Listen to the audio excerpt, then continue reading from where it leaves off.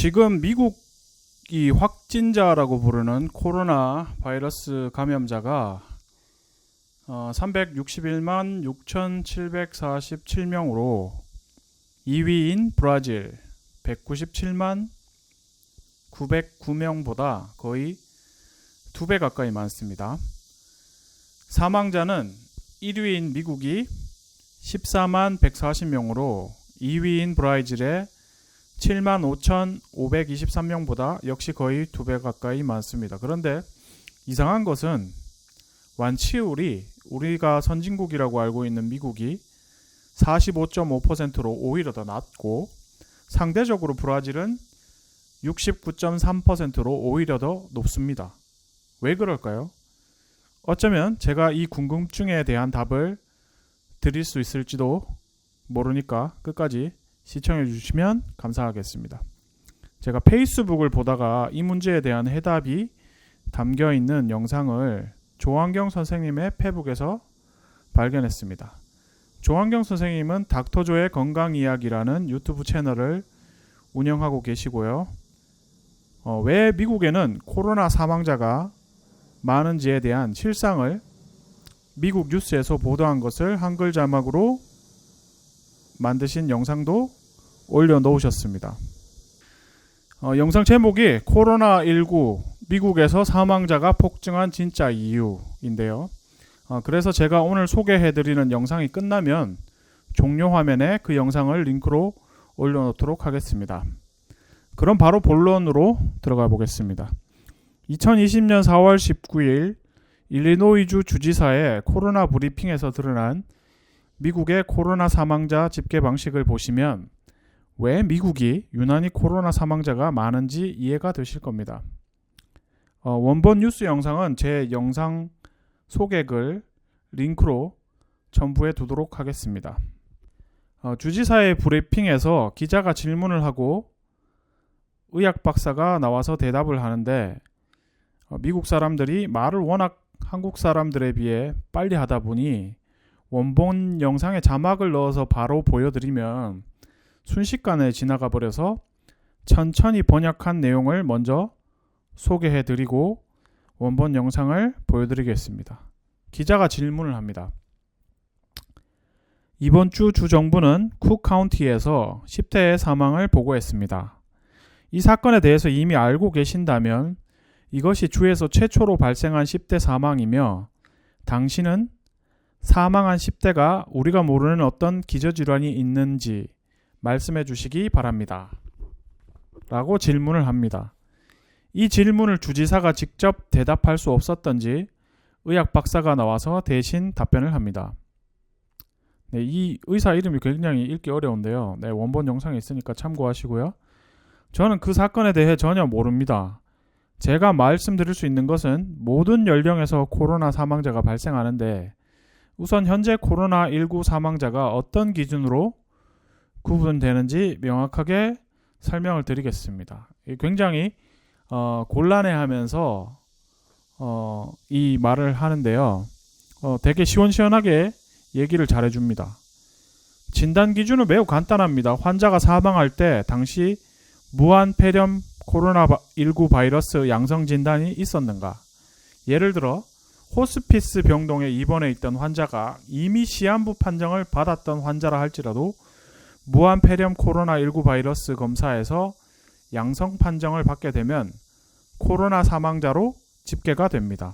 엄밀하게 따지자면 명확한 다른 사망 원인이 존재한다고 하더라도 코로나 바이러스만 검출되면 코로나 사망자로 기록됩니다.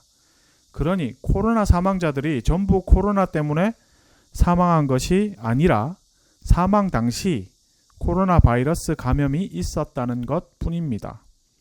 제 설명이 여러분의 이해를 돕는데 도움이 되셨으면 좋겠습니다. 라고 합니다.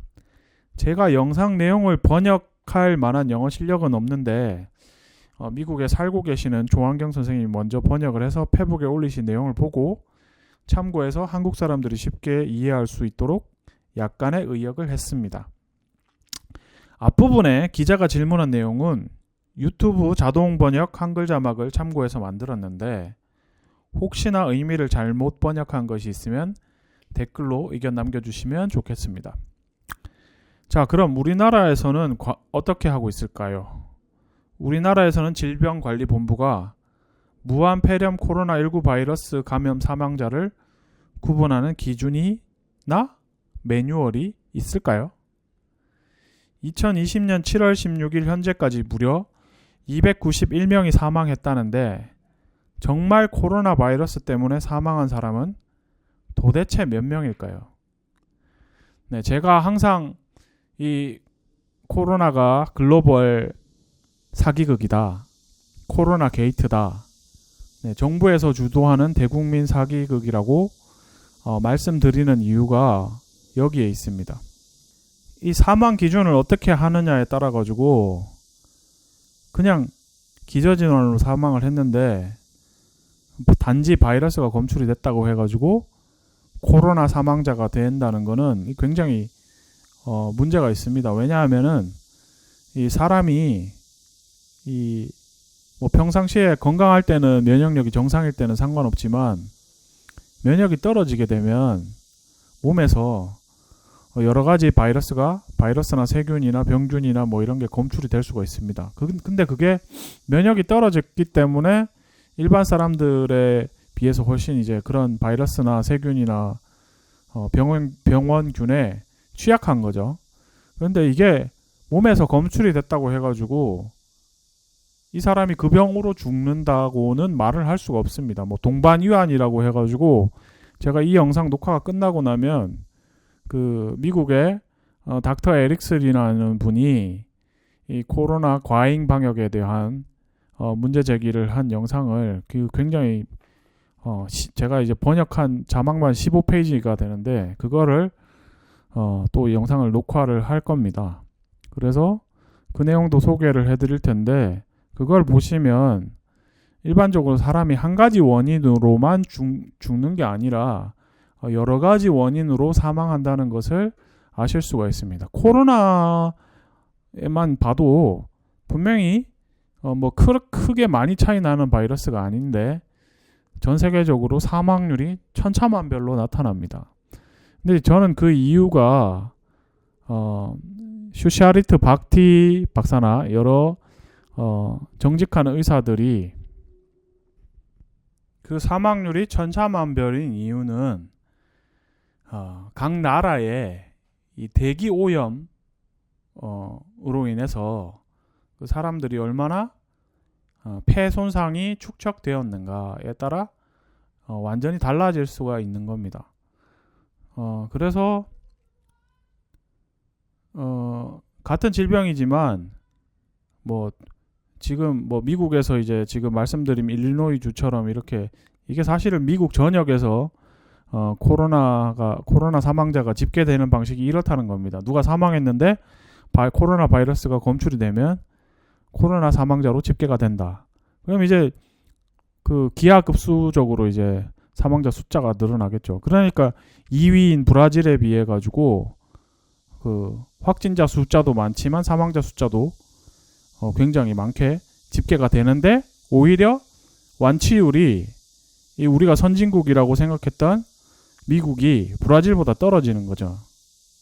뭐 왜 그러냐면 뭐 다른 원인으로 죽었는데 그럼 코로나로 살릴 방법이 없잖아요. 그 치료를 해가지고 그 바이러스가 검출됐다고 통계를 잡아버렸으니까 이미 죽은 사람을 치료할 방법이 없으니까 완치율 퍼센트가 떨어질 수밖에 없는 거죠.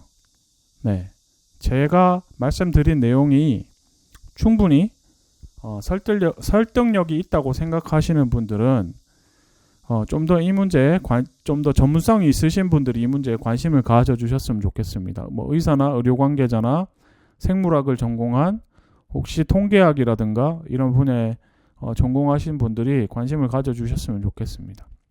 자, 그럼 이게 뭐가 문제냐? 네, 코로나 사망자가 아닌데 코로나 사망자로 집계를 해가지고 문제를 일으키는 거죠. 네, 제가 이 문제 제기를 했는데 만약에 질병관리본부에서 명확하게 코로나 사망자를 확진하는 매뉴얼이 있든지 기준이 있다면은 밝혀주시면 좋겠습니다. 네, 문제 제기를 했습니다. 기자 여러분들도 이 문제에 대해서 많이 관심 가져주시고 취재를 해주시면 좋겠습니다. 지금 코로나 때문에 뭐 다시 예전으로 돌아갈 수 없다고 얘기를 하는데 과연 그게 옳은 것인가? 네, 경제를 다 뒤집어 엎는 게 정말 이게 옳은 것인가? 저는 질문을 드리고 싶습니다. 그래서 이런 식으로 집계가 되면 안 되는 겁니다. 네, 뭐 당사자들은 그 나라에서 코로나 사망자로 분류가 되면은 치료비를 다 지원을 해주고 뭐 돌아가시면 장례비까지 다 지원을 해주는데 굳이 마다할 이유가 없겠지만, 근데 이 국가로 봤을 때는 이게 불필요한 의료비가 지출이 되는 거고 혈세가 지출이 되는 거기 때문에 장기적으로 이제 문제를 일으킨다는 거죠. 이 부분에 대해서. 그리고 과도한 공포감을 조장해가지고 뭐 사회가 마비되고 경제가 마비되고 뭐 정상적인 생활을 할 수가 없는 그런 상태가 되기 때문에 문제가 된다고 생각을 합니다. 그래서 제가 이런 문제 제기를 하는 겁니다. 예. 이러한 기준이 명확하게 명시되지 않는다면은 여러 가지 문제가 발생할 수 있습니다. 그리고 지금 우리나라보다 훨씬 더 대응을 잘하고 치료를 잘하고 사람을 방역을 잘해가지고 적당한 선에서 잘해서 이렇게 확진자가 많이 늘지 않고 사망자가 많이 발생하지 않도록 우리나라보다 훨씬 더 방역을 성공적으로 잘한 나라들이 많은데, 그러한 나라들에 대해서는 전혀 보도를 하지를 않고 가장 엉터리로 이 사망자 집계가 되는 미국이나 브라질이나 뭐 이탈리아나 이런 나라들을 계속 뉴스에서 보도를 함으로써 뭐 미국에서 10대가 죽었다. 그게 되게 충격적이죠. 근데 내용을 들여다보면은 이게 전혀 코로나하고 상관없는 죽음인데 이게 마치 코로나가 정말 무서운 질병인 양 그런 뉴스, 가짜 뉴스가 쏟아져 나오고 있습니다. 주류 언론에서. 네, 이 문제에 대해서 여러분들이 한번 진지하게 고민해 봐 주셨으면 좋겠습니다. 그리고 제가 유튜브 실시간을 계속 하다가 제가 이 코로나 관련해 가지고 콘텐츠를 올리니까 제재가 들어오더라고요. 그래서 노란 딱지가 붙고 나중에는 삭제가 되고, 그 급기야 실시간 방송 중에 방송이 차단되는 이런 말도 안 되는 언론 통제가 지금 일어나고 있습니다. 그래서 오늘은 제가 카메라로 녹화를 해가지고 편집을 해서 올릴 건데요. 네, 그러한 점 참고해 주시면 좋겠습니다. 그럼 잠시 후에 닥터 에릭슨 영상에서 다시 만나 뵙겠습니다. 시청해 주셔서 감사합니다. 이상 코로나 종결자 탐조 해설가 집참새 김동현이었습니다. Earlier this week, the state reported the death of a teenager in Cook County. Are you familiar with this case? If so, is this the state's first teenage death? And can you tell us if the teenager in question had underlying conditions? I don't have that information at my disposal at this time.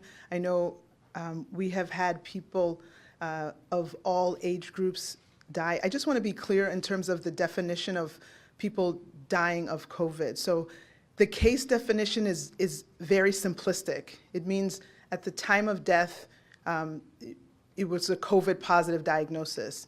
So that means that if you were in hospice and had already been given, a few weeks to live, and then you also were found to have COVID, that would be counted as a COVID death. It means that technically, even if you died of a clear alternate cause, but you had COVID at the same time, it's still listed as a COVID death. So everyone who's listed as a COVID death doesn't mean that that was the cause of the death, but they had COVID at the time of death. I hope that's helpful.